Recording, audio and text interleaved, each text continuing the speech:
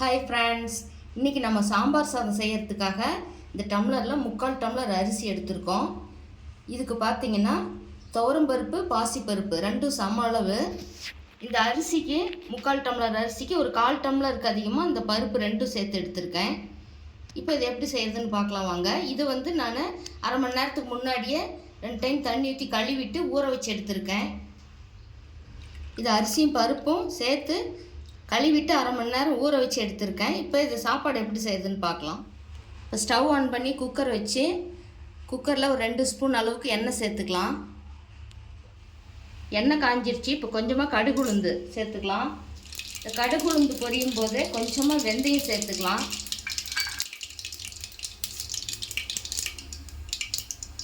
கொஞ்சம் கட்டி பெருங்காயம் நான் சின்ன சின்ன பீசஸாக பண்ணி வச்சுருக்கேன், அதையும் இதில் சேர்த்துக்கலாம்.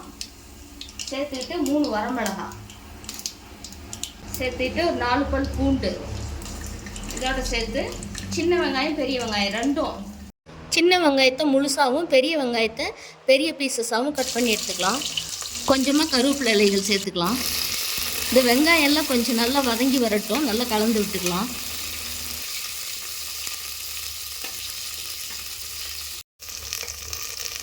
இதோட ஒரு தக்காளி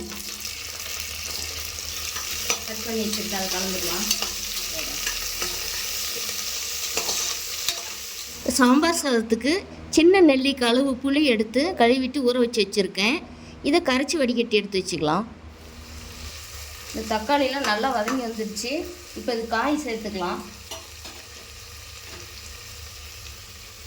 கேரட், பீன்ஸ், ஒரு உருளைக்கிழங்கு,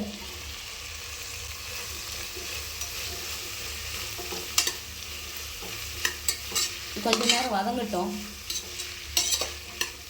காய் வதங்கிடுச்சு. இப்போ கொஞ்சமாக மஞ்சள் தூள், காய் வதங்கிறதுக்கு கொஞ்சம் உப்பு, 3/4 ஸ்பூன் அளவுக்கு சாம்பார் தூள் போட்டு நல்லா கலந்து விட்டுக்கலாம்.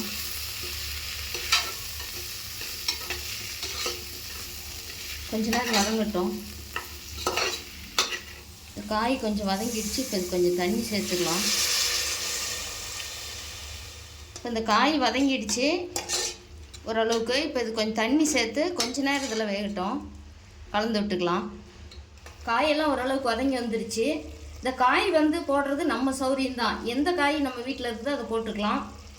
கேரட்டு, பீன்ஸு, உருளைக்கிழங்கு, கத்திரிக்காய், முருங்கைக்காய், எந்த காய், ஒரு காய் 2 காய் இருந்தால் கூட அதை போட்டுக்கலாம். இப்போ நான் இதுக்கு கேரட்டு, பீன்ஸு, உருளைக்கிழங்கு 3 சேர்த்துருக்கேன். அதே போலவே சின்ன வெங்காயமும் பெரிய வெங்காயமும் 2 சேர்த்துக்கணும். இப்போ இது காயெல்லாம் நல்லா வதங்கி வந்துருச்சு. இதுக்கு நம்ம அரிசி இந்த டம்ளரில் 3/4 டம்ளர், பருப்பு 1/4 டம்ளர், இது 1 டம்ளர் அளவுக்கு நம்ம எடுத்துருக்குறோம். இந்த 1 டம்ளருக்கு நம்ம 3 டம்ளர் தண்ணி வச்சுக்கலாம். 1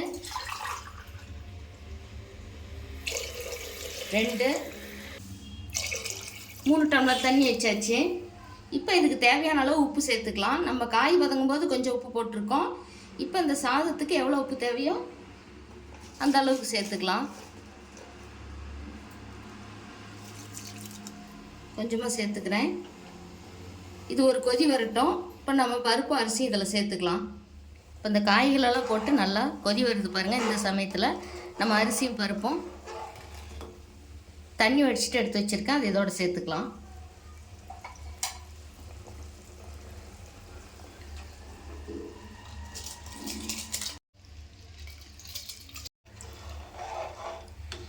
அரிசியும் பருப்பும் சேர்த்தாச்சு.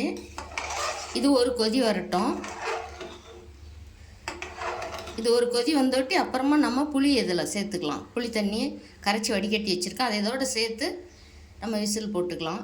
இந்த காயெல்லாம் பாதி நம்ம இப்பயே குக் ஆகிருக்குது, அதனால் புளி ஊற்றினா அப்புறமா காயெல்லாம் வெந்துக்கும்.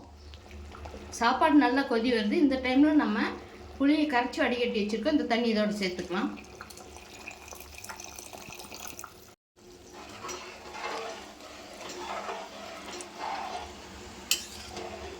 இப்போ நம்ம உப்பு ஒரு டைம் செக் பண்ணி பார்த்துட்டு பத்தலைன்னா போட்டுக்கலாம்.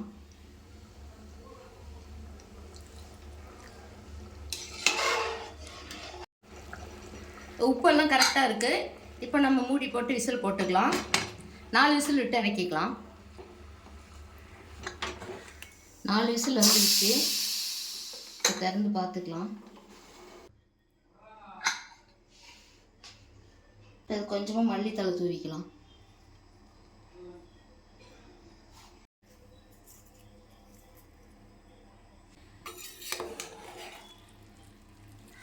நல்லா சாப்பாடு நமக்கு குழைவாக இருக்கணும், அப்போ தான் ரொம்ப நல்லாயிருக்கும். சாம்பார் சாதம்னாலே நல்ல குழைய இருந்தால் தான் சாப்பிட்றதுக்கு ரொம்ப சுவையாக இருக்கும். இதுக்கு சைடிஷ்டாக அப்பளம் பொரிச்சிக்கலாம். இப்போ பாருங்கள், ரொம்ப சாஃப்டான சாம்பார் சாதம் ரெடி ஆகிடுச்சு. இது சாப்பிட ரொம்ப சுவையாக இருக்கும். இதுக்கு சைடிஷ்டாக நான் அப்பளம் பொரிச்சிருக்கிறேன். இதே போலவே நீங்களும் செஞ்சு பாருங்கள். செஞ்சு பார்த்துட்டு உங்களுடைய கருத்துக்களை கமெண்ட் பாக்ஸில் சொல்லுங்கள். இந்த வீடியோ பிடிச்சிருந்தால் லைக் பண்ணி ஷேர் பண்ணுங்கள், சப்ஸ்கிரைப் பண்ணுங்கள். தேங்க்யூ.